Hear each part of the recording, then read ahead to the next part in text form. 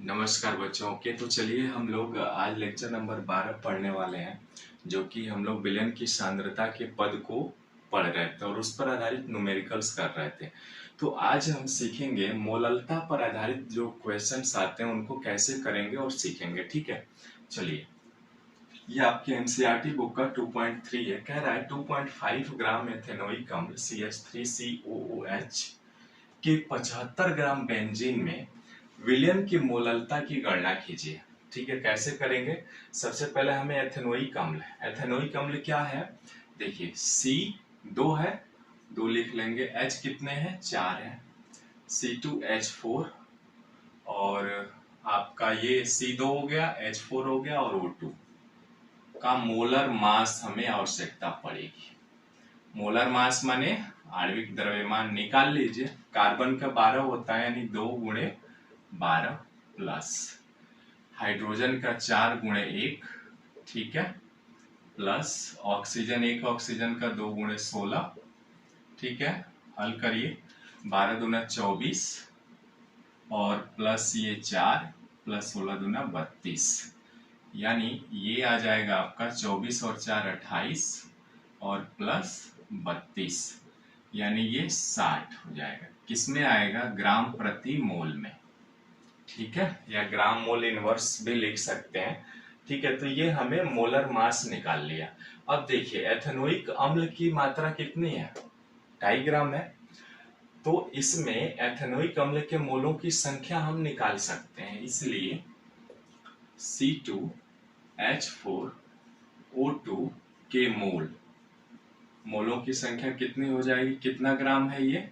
2.5 ग्राम, 2.5, ठीक है, और बटे कितना है इसका मोलर मास? 60 ग्राम प्रति मोल।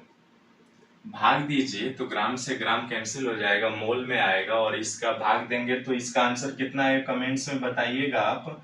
0.0417, 0.0417। ये कैलकुलेट करके हमने रखा है क्योंकि टाइम वेस्ट ना हो, वीडियो ज्यादा लंबा ना हो। ठीक है, तो आप कैलकुलेट करके भाग दीजिएगा, आ जाएगा। ठीक है, अब देखिए, बेंजीन का द्रव्यमान किस में दिया हुआ है? आपका ग्राम में दिया हुआ है, तो हमें केजी में बदलना होगा। ठीक है, इसलिए आपका विलायक है ना, यानी बेंजीन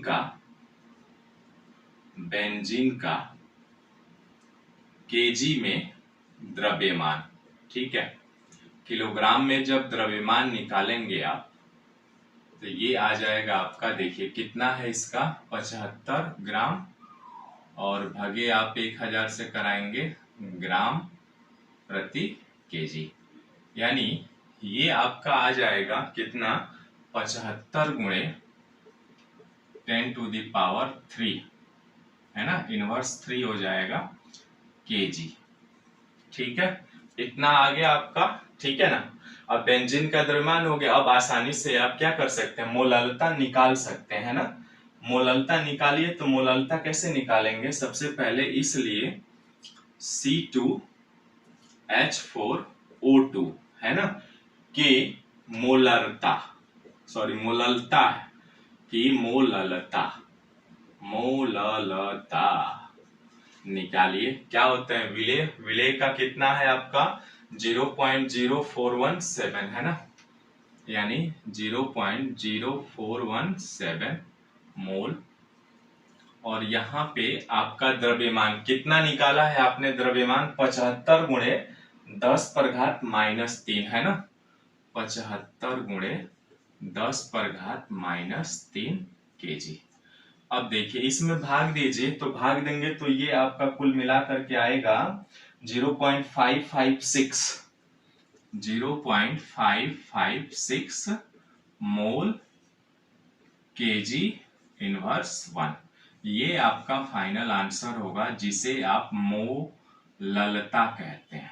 ठीक है, यानी 0.556 मोल प्रति केजी आपका आंसर आएगा। और कैलकुलेट कर लीजिएगा, इतना ही आएगा भी। ये कमेंट्स में बताइएगा यदि कैलकुलेट कर लिए होंगे। ठीक है, तो इस तरह से बच्चों हमें आसानी से मोललता पर आधारित क्वेश्चंस कर सकते हैं। ओके, आगे आने वाले जो वीडियोज होंगे ना उसमें न्यूमेरिकल्स पर आधारित होंगे, जो भी हमने पढ़ा हुआ है। आपके एनसीईआरटी बुक का न्यूमेरिकल भी होगा, कुछ एक्स्ट्राज भी न्यूमेरिकल होंगे जो प्रीवियस ईयर में पूछे गए, हम उनको हल करेंगे, ठीक है। लेकिन एक रिक्वेस्ट करूंगा, यदि आप चैनल पे नए तो प्लीज चैनल को सब्सक्राइब, लाइक और शेयर कर लीजिए, और साथ में घंटी का आइकन दबाना ना भूलें।